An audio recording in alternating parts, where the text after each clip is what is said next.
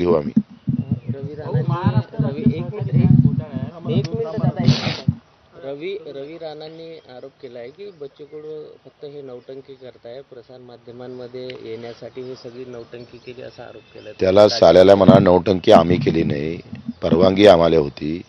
22 तारखेला बीजेपीच्या त्या विनोदला पत्र दिलेलं आहे, मी तुम्हाला दाखवलं का त्यांना परवानगी नाकारली आहे. कोणाची नौटंकी आहे? लाज वाटतं काय बोलताना त्याला काही? आणि एवढी काय मस्ती आली? पैशाची मस्ती आहे. तू प्रत्येकाला विकत घेऊन जे शहाणपणा शिकवत आहे ते त्याला बंद करावं लागेल. आणि याच्यानंतर जर अशा पद्धतीने बोलला तर सोडणार नाही. पराभवाच्या भीतीने राणा दाम्पत्य हे काही हो, तुम्ही एक सांगा, पराभवाच्या छायेत असा बाजार कुठं मारला जातं का हो? हनुमान जयंतीला तुम्ही पेपरमध्ये जाहिरात टाकता, जाहिरातीमध्ये म्हणता का तुम्हाला रॅलीमध्ये आले तर 1000 रुपये दिले जाईल. खुली बाजार आहे हो. खरे हिंदुत्ववादी असन ना तर या बाजाराला थांबवा. हनुमान जयंतीला तुम्ही 1000 रुपये देऊन बोलावताय. कुठं भक्ती राहिली तुमची? सत्यानाश केलाय सगळा. धर्माचा इतक्या खालच्या पातळीवरचा वापर या मतदारसंघात जेवढा झाला तेवढा कुठेच झाला नाही. कोण मान्य करण हो?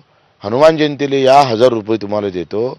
पेपर जाहिरात खुलेआम, कोणी बोलत नाही.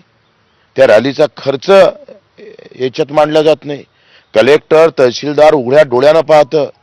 म्हणजे एखाद्याचा बलात्कार व्हावा कोणाचा आणि त्याच्यावर उघड्या डोळ्यानं प्रशासनानं पाहावं आणि पुन्हा टाळ्या वाजवावा. एवढी नालायकी.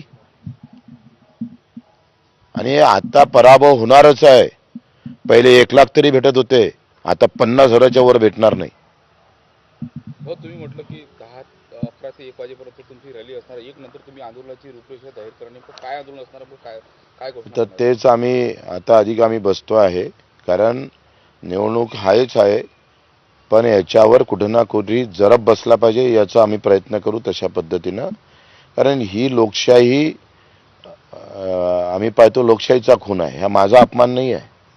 हा आमचा प्रचार नाही थांबवला, एकट्या बच्चू कडूने थांबवलं. लोकशाहीचा खून केला यांनी. रात्री तुम्ही सकाळी 23 तारखेला सकाळी 8 वाजता नोटीस काढतो जिल्हा परिषदचा सीओ, आयुक्ताला सांगतं का हा रवी राणाचा पेंडॉल काढा. तर राणा दाम्पत्याविरोधात बच्चू कडू आक्रमक झालेत. निवडणुकीमध्ये कोणत्याही थराला जाऊन राणा दाम्पत्य काहीही घडवून आणू शकतं आणि म्हणूनच आम्ही 2 पावलं माघार घेतल्याचं बच्चू कडू यांनी सांगितलंय. रवी राणांविरोधात बच्चू कडू चांगलेच आक्रमक झालेत. दरम्यान बच्चू कडूंच्या आरोपांवर